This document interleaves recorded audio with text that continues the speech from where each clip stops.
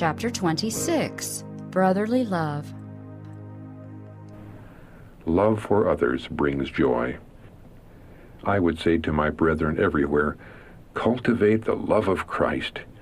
It should well up from the soul of the Christian like streams in the desert, refreshing and beautifying, bringing gladness, peace, and joy into his own life and into the lives of others. Example of unselfish love irresistible. The more closely we resemble our Savior in character, the greater will be our love toward those for whom he died. Christians who manifest a spirit of unselfish love for one another are bearing a testimony for Christ which unbelievers can neither gainsay nor resist. It is impossible to estimate the power of such an example. Nothing will so successfully defeat the devices of Satan and his emissaries, nothing will so build up the Redeemer's kingdom, as will the love of Christ manifested by the members of the church. Self may obscure love. Love is an active principle. It keeps the good of others continually before us, thus restraining us from inconsiderate actions lest we fail of our object in winning souls to Christ. Love seeks not its own. It will not prompt men to seek their own ease and indulgence of self. It is the respect we render to I that so often hinders the growth of love. Humility, outgrowth of love. Love vaunteth not itself. It is a humble element. It never prompts a man to boast, to exalt himself. Love for God and for our fellow men will not be revealed in acts of rashness or lead us to be overbearing, fault-finding, or dictatorial. Love is not puffed up. The heart where love reigns will be guided to a gentle, courteous, compassionate course of conduct toward others, whether they suit our fancy or not, whether they respect us or treat us ill. True love, self-effacing. The devotion which God requires reveals itself in unfeigned love for the souls for whom Christ gave his life. Christ dwelling in the heart will be manifested by the love which he enjoins upon his disciples. His true children will prefer others to themselves. They do not seek for the lion's share at any time or in any place, because they do not look upon their talents as superior to those of their brethren. When this is indeed the case, the sign will be given in a revelation of the love which Christ manifested for the souls of men, an unselfish, unfeigned love which preferred the welfare of others before his own. Love transforms character. To those who know not the truth, let the love of Jesus be presented, and it will work like leaven for the transformation of character. Selfish love. God would have his children realize that in order to glorify him, their affection must be given to those who most need it. No selfishness in look, word, or deed is to be manifested when dealing with those of like precious faith, whether they be high or low, rich or poor. The love that gives kind words to only a few, while others are treated with coldness and indifference, is not love but selfishness. It will not in any way work for the good of souls or the glory of God. Our love is not to be sealed up for special ones, to the neglect of others. Break the bottle, and the fragrance will fill the house. Ability no substitute for love. Talk, Pharisaism, and self-praise are abundant, but these will never win souls to Christ. Pure, sanctified love, such love as was expressed in Christ's life work, is as a sacred perfume. Like Mary's broken box of ointment, it fills the whole house with fragrance. Eloquence, knowledge of truth, rare talents, mingled with love, are all precious endowments, but ability alone, the choicest talents alone, cannot take the place of love. Liberality, a proof of love. The proof of our love is given in a Christ-like spirit, a willingness to impart the good things God has given us, a readiness to practice self-denial and self-sacrifice in order to help advance the cause of God and suffering humanity. Never should we pass by the object that calls for our liberality. We reveal that we have passed from death unto life when we act as faithful stewards of God's grace. God has given us his goods. He has given us his pledged word that if we are faithful in our stewardship, we shall lay up in heaven treasures that are imperishable. Giving genuine love, a sign of discipleship. No matter how high the profession, he whose heart is not filled with love for God and his fellow men is not a true disciple of Christ. Though he should possess great faith and have power even to work miracles, yet without love his faith would be worthless. He might display great liberality, but should he, from some other motive than genuine love, bestow all his goods to feed the poor, the act would not commend him to the favor of God.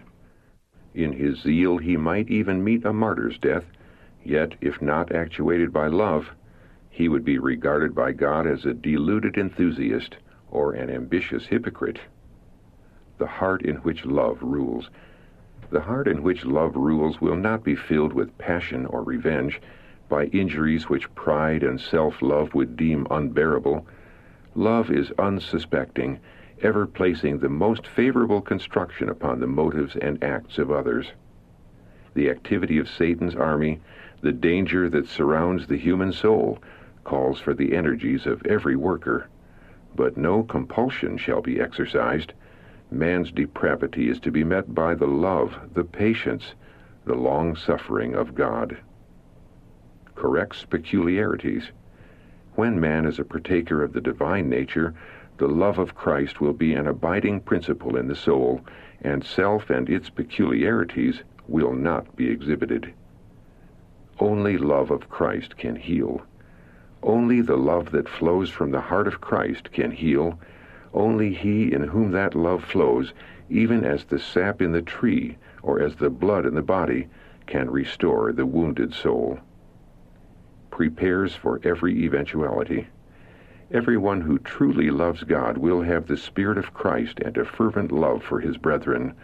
The more a person's heart is in communion with God, and the more his affections are centered in Christ, the less will he be disturbed by the roughness and hardships he meets in this life. Brotherhood never gained through compromise. Those who love Jesus and the souls for whom he has died will follow after the things which make for peace, but they must take care lest in their efforts to prevent discord they surrender truth, lest in warding off division they sacrifice principle. True brotherhood can never be maintained by compromising principle. As Christians approach the Christ-like model and become pure in spirit and action, they will feel the venom of the serpent. The opposition of the children of disobedience is excited by a Christianity that is spiritual. That peace and harmony which are secured by mutual concessions to avoid all differences of opinion are not worthy of the name. On points of feeling between man and man, concessions should sometimes be made, but never should one iota of principle be sacrificed to obtain harmony. Divine love, impartial. Christ came to this earth with a message of mercy and forgiveness. He laid the foundation for a religion by which Jew and Gentile, black and white, free and bond, are linked together in one common brotherhood, recognized as equal in the sight of God. The Savior has a boundless love for every human being. In each one he sees capacity for improvement. With divine energy and hope, he greets those for whom he has given his life. Enfolds human brotherhood in God's embrace. Sanctified love for one another is sacred. In this great work, Christian love for one another, far higher, more constant, more courteous, more unselfish than has been seen, preserves Christian tenderness, Christian benevolence, and politeness, and enfolds the human brotherhood in the embrace of God, acknowledging the dignity with which God has invested the rights of man. This dignity Christians must ever cultivate for the honor and glory of God. Your love for souls measures your love for God. The love revealed in Christ's life of self-denial and self-sacrifice is to be seen in the lives of his followers. We are called so to walk even as he walked. It is our privilege to stand with the light of heaven upon us. It was thus that Enoch walked with God. It was no easier for Enoch to live a righteous life than it is for us at the present time. The world in his time was no more favorable to growth in grace and holiness than it is now. We are living in the perils of the last days, and we must receive our strength from the same source. We must walk with God. God calls upon you to put all your strength into the work. You will have to render an account for the good you might have done had you been standing in the right position. It is time you were co-workers with Christ and the heavenly angels. Will you awake? There are souls among you who need your help. Have you felt a burden to bring them to the cross? Bear in mind that just the degree of love you have for God, you will reveal for your brethren and for souls who are lost and undone out of Christ. Perfect love in the church, the aim of Christ.